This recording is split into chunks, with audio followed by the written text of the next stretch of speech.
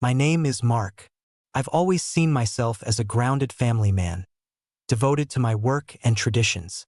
But everything shifted one unforgettable weekend.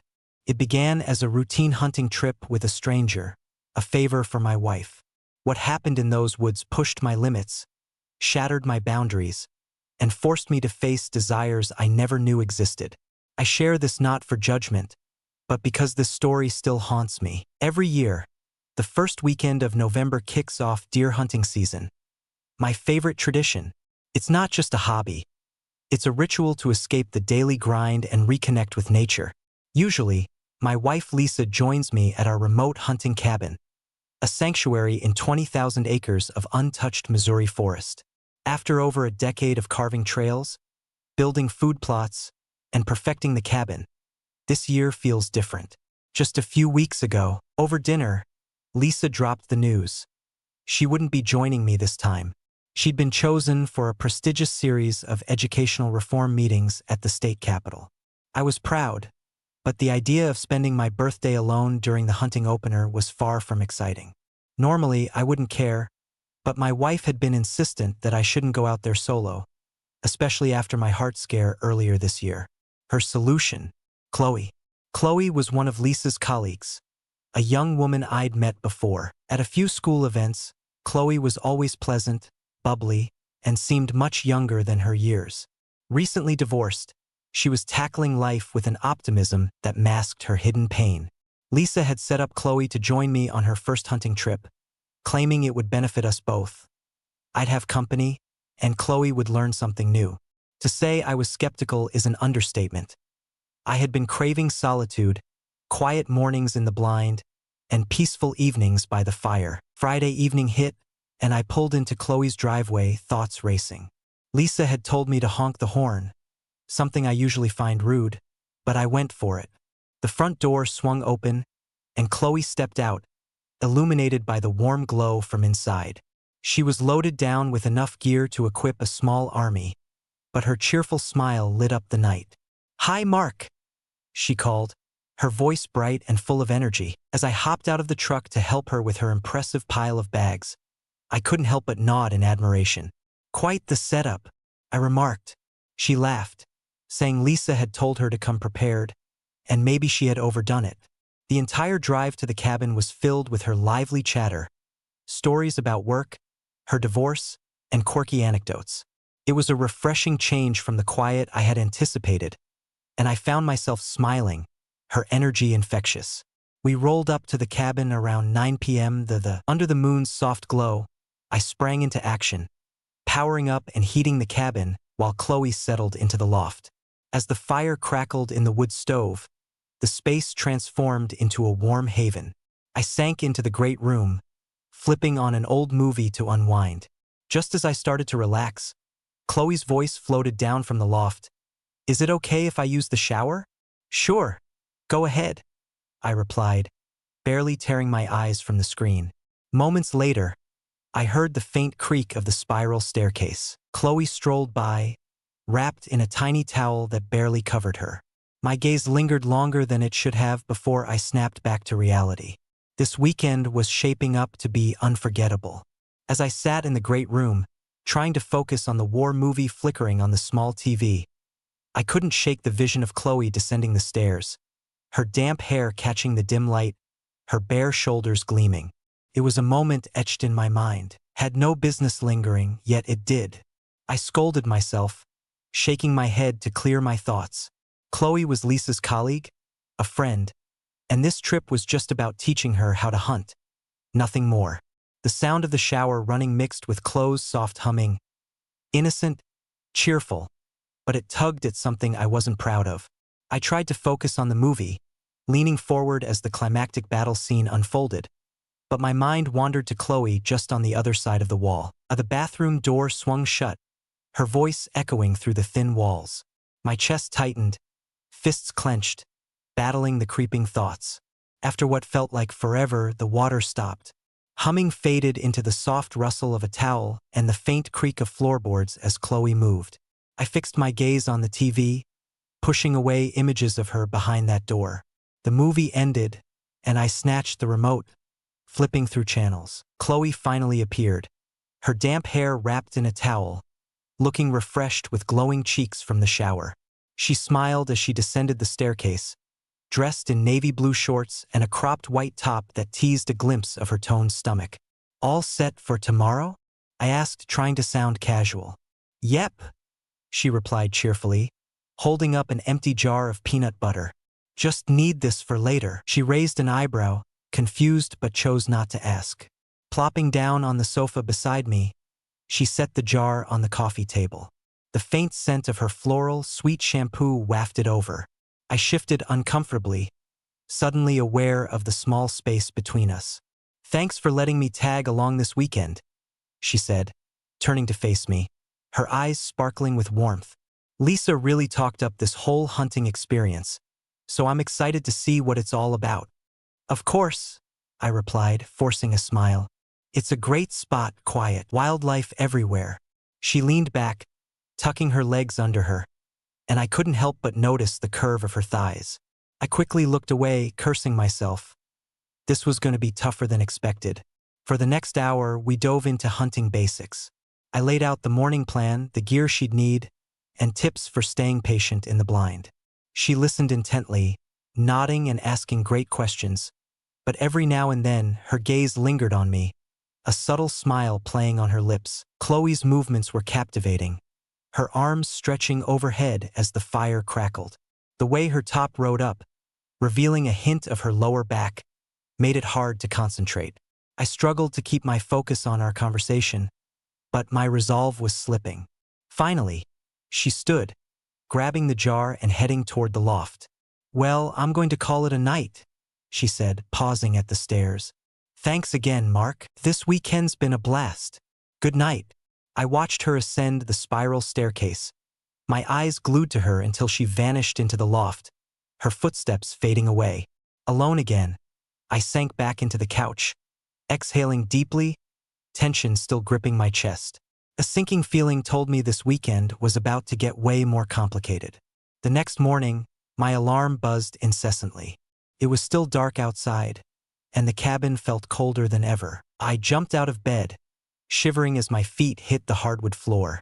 My mind was still foggy from a restless night, but images of Chloe descending the stairs last night, her carefree demeanor and bright smile, lingered. Shaking my head, I reminded myself to focus. Today was all about hunting. I dressed quickly in lightweight thermal gear and my usual camouflage. By the time I stepped out of my room, the faint smell of coffee brewing in the kitchen welcomed me. "Chloe." I thought I was already awake, so I called up to the loft to check on Chloe. "Time to get moving," I said, my voice slicing through the morning stillness.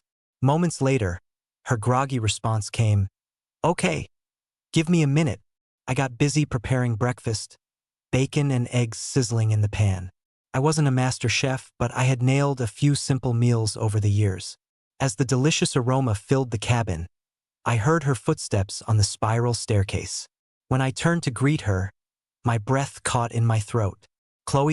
She came down casually, still getting ready for the day, her cheerful energy filling the cabin, as if it were the most natural thing in the world. Damp hair framed her face, skin glowing in the soft light filtering through the cabin's windows. I quickly looked away, my face flushing with embarrassment. "Good morning," she said, her voice light and carefree, as if nothing was out of the ordinary. "Morning," I muttered, focusing intently on the bacon. "You, might want to put something on. It's cold outside." She laughed softly, teasingly. "Oh, come on, Mark, don't be shy. It's just skin." I gripped the spatula, pulse racing as she strolled past to grab peanut butter from the fridge. Leaning over the counter, her back to me, she was completely unfazed by her state of undress. I fought to focus on the stove, but the urge to look was intense. "Seriously, we're heading out soon. You'll freeze."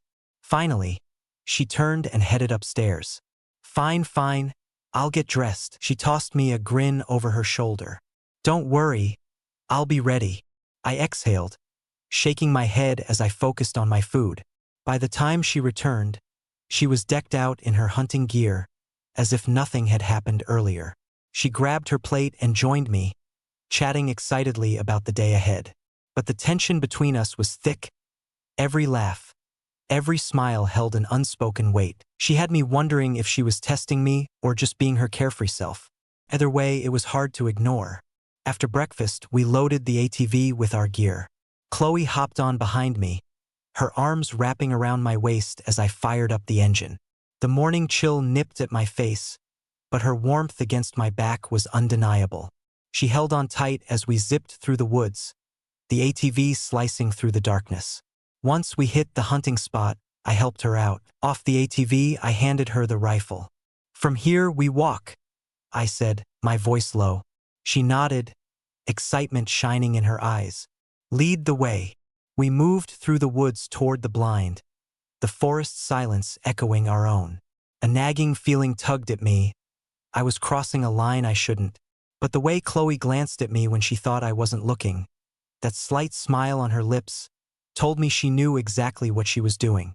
And somehow I knew it too. The hunting trip was more than just about deer. The forest held a serene quiet that only early morning could offer.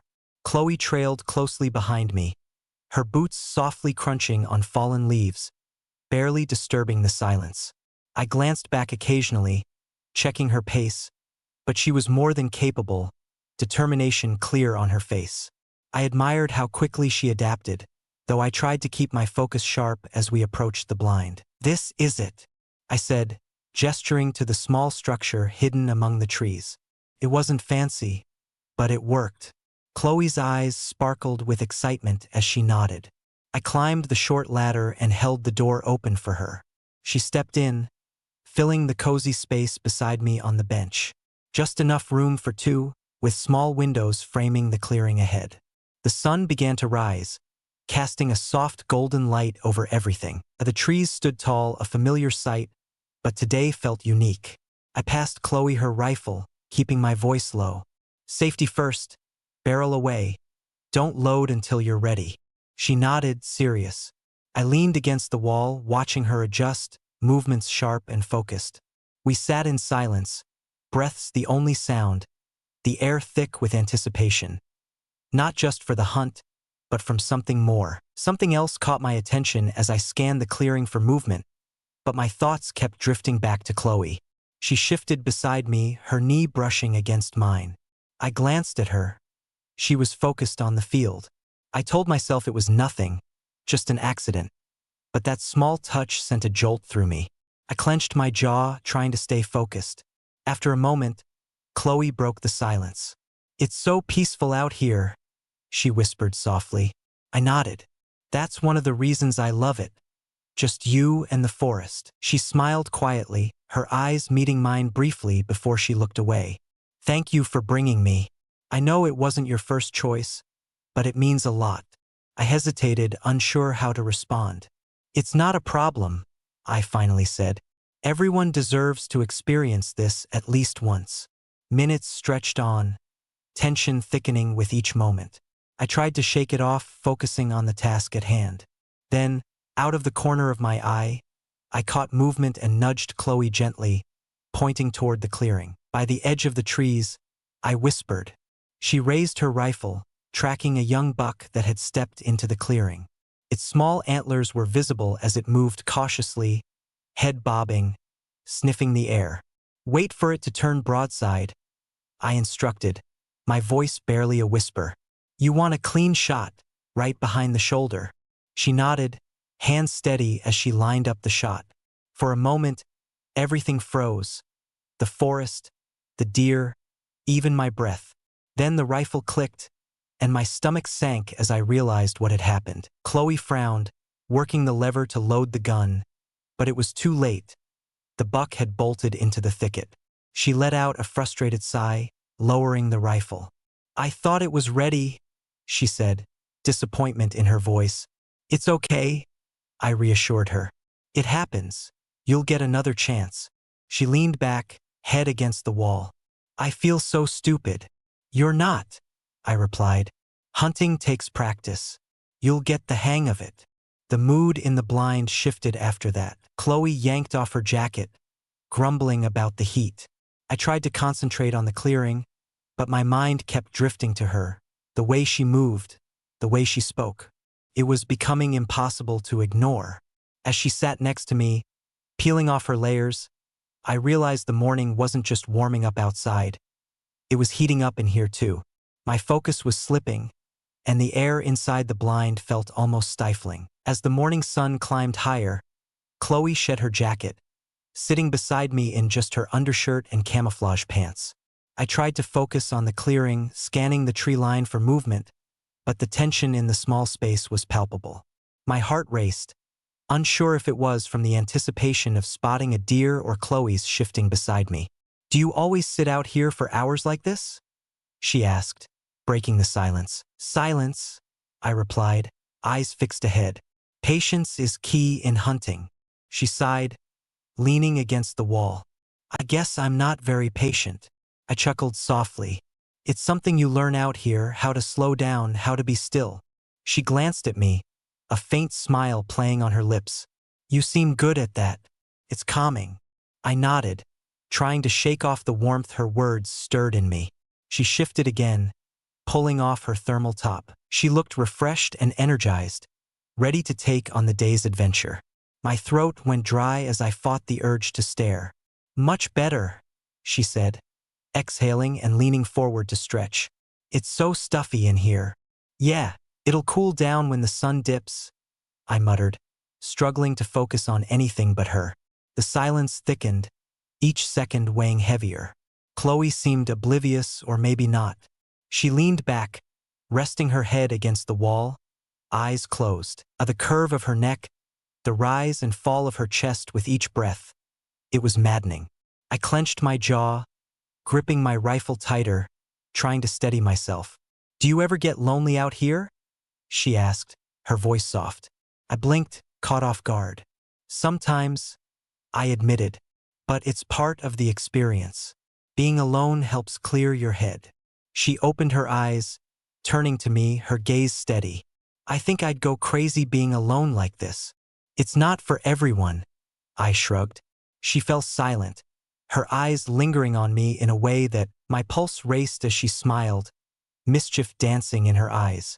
"At least you've got me for company this time," she said, and I let out a nervous laugh, unsure of what was happening. "Yeah, I guess I do." Her smile widened as she leaned in, her voice dropping to a whisper. "You don't mind, do you?" My throat tightened, but I shook my head. "No, of course not." The space between us shrank, tension thick in the air. She reached out, her fingers brushing my arm. A light touch that sent a jolt through me. She turned to me, ready to say something, anything, to break the tension, but the words stuck in my throat.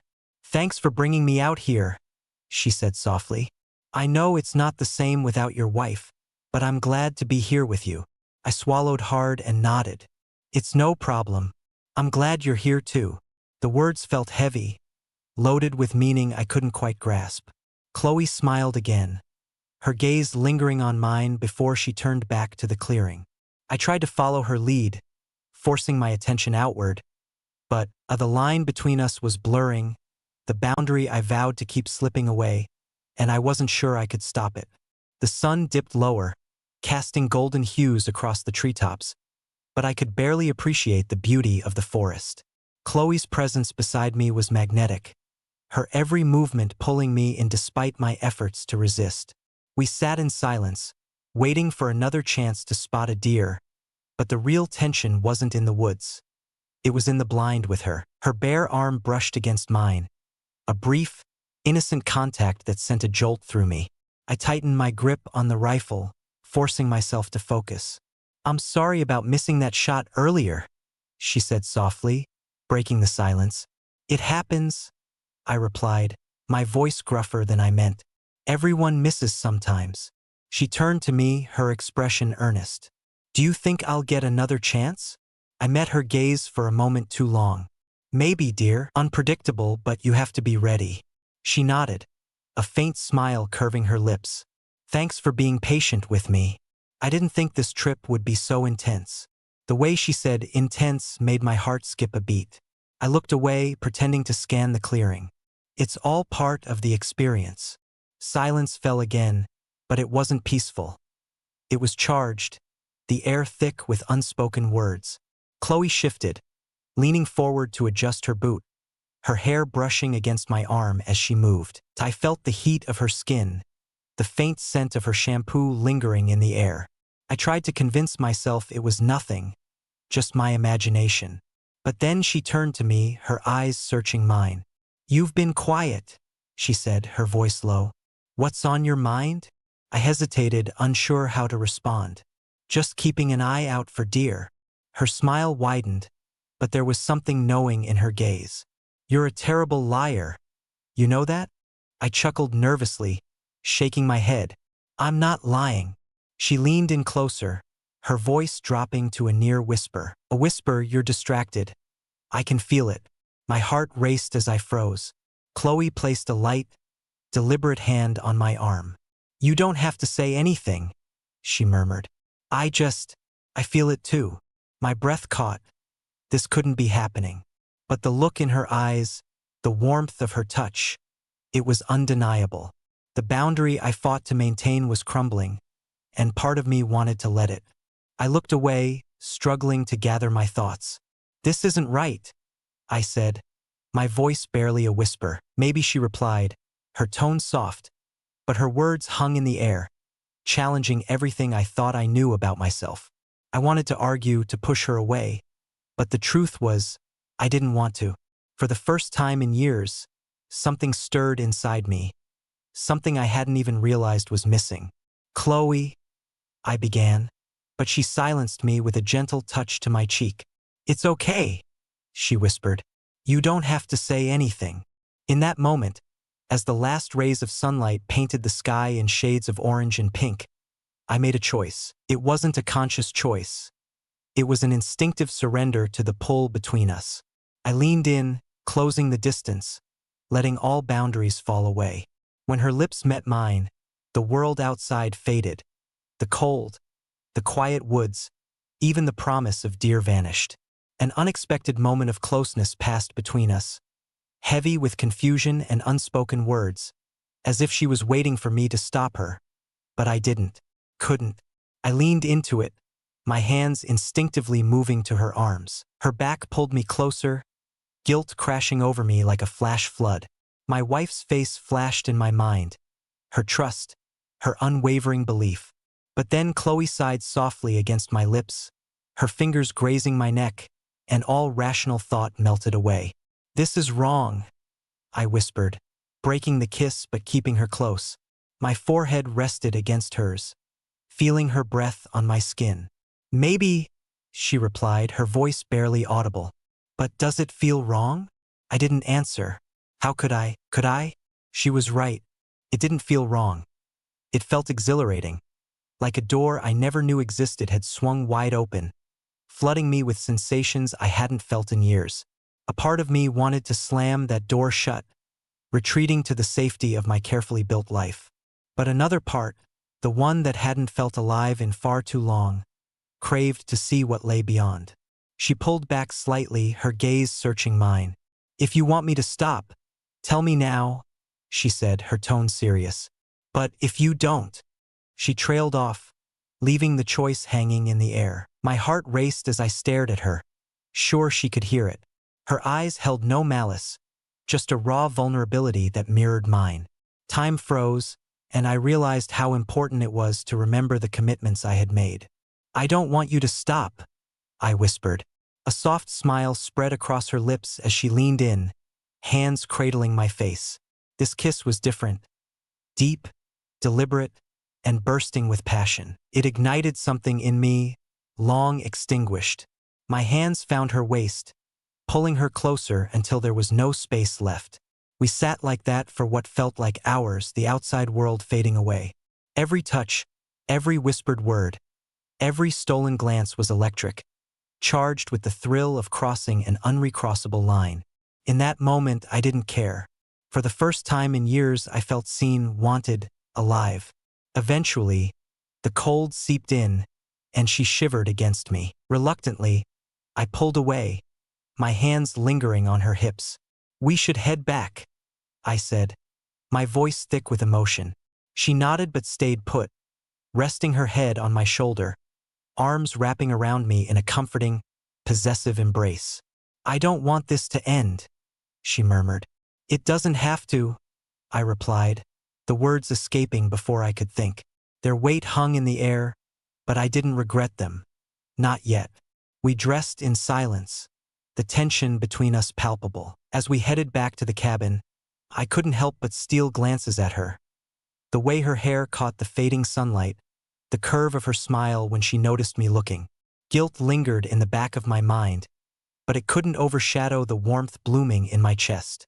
Inside the cabin, the fire crackled, shadows dancing on the walls. She sat across from me, her gaze steady and unreadable. "This changes everything, doesn't it?" she asked softly. I nodded, unable to look away. "Yes, it does." The silence hung heavy, thick with unspoken fears and truths. Yet, beneath it all, there was a connection, a spark, a beginning. In that moment, I realized how important it was to remember the commitments I had made. The cabin was quiet, save for the crackle of the fire. Chloe sat across from me, hands wrapped around a mug of tea, her eyes fixed on the flames. I noticed the tension in her shoulders and how she stole glances at me when she thought I wasn't looking. The weight of our actions lingered in the air. The tension hung thick between us, suffocating. I replayed the morning's events, the heat of her touch, her lips lingering on mine, the electric thrill. But now, reality crashed in, replacing excitement with guilt, fear, and doubt. "We need to talk." I finally broke the silence. She looked up, her expression unreadable. "I know," she replied softly, setting her mug down, "but I don't even know where to start." I leaned in, resting my elbows on the table. A knees weak, I ran a hand through my hair. "What just happened? Can't happen again." Her lips tightened. I thought she might argue, but she nodded, gaze dropping to her hands. "I know," she said quietly. "I knew it was wrong, even while it was happening." Her voice trailed off, catching. "But what?" I pressed gently, needing her to say it. She hesitated, fingers fidgeting with her sleeve. "But it felt real," she admitted, voice barely a whisper. "It felt like something I've been missing." Her words hit me like a punch to the gut. I understood exactly what she meant. For years, I buried myself in routines and obligations, ignoring the growing void inside me. In those stolen moments with Chloe, that void felt temporarily filled. Felt real. I admitted it, my voice low, but that doesn't make it right. "We've both crossed a line, Chloe, a line we can't uncross." She looked up at me, her eyes shining. "Do you regret it?" she asked, her voice trembling. I hesitated. The question pierced deeper than I anticipated. Did I regret it? Yes, I regretted the betrayal, the dishonesty, the pain it would bring if exposed. But that moment, the connection we shared, that was tougher to unpack. "I regret the circumstances," I replied carefully. "I regret what this means for my marriage, for your relationship with my wife. But I can't deny that I don't regret feeling alive for the first time." Years of tears spilled over, quickly wiped away, her lips pressed into a thin line. "I didn't mean to make things harder for you," she said. "I thought this trip would just be about hunting, about learning something new. I didn't expect—" She stopped, shaking her head. "Neither did I," I replied, my voice heavy. "But now we're here, and we have to figure out how to move forward. If this gets out." I trailed off, the thought of my wife finding out and the fallout that would follow looming large. Chloe nodded, her expression heavy. "I'll keep it to myself," she promised. "No one has to know." I said firmly, "No slip-ups, no second chances. This ends here." She swallowed hard, nodding again. "I understand." Silence fell between us as the fire crackled, logs shifting in the flames. I stared into the embers, pondering how something so bright could fade to ash so quickly. Eventually, Chloe stood, wrapping her arms around herself. As she turned toward the stairs, she softly said, "I think I'll head to bed," avoiding my gaze. I nodded, watching her ascend the spiral staircase, her footsteps light yet deliberate. Once she disappeared into the loft, I let out a long, shaky breath, my head falling into my hands. The weight of the day pressed down on me, suffocating and relentless. I couldn't change the past, but I refused to let it define me. My marriage, my family, my integrity were all at stake, and despite the temptation to dwell on it, I had to move forward. As I stared into the dying flames, I vowed this would be the last time I let my desires cloud my judgment. I couldn't afford to let this mistake destroy everything I had built. Yet, a nagging doubt lingered. Did I truly have the strength to keep that promise? One thing was clear. Our actions, no matter how fleeting or emotional, always carry consequences. Life boundaries matter.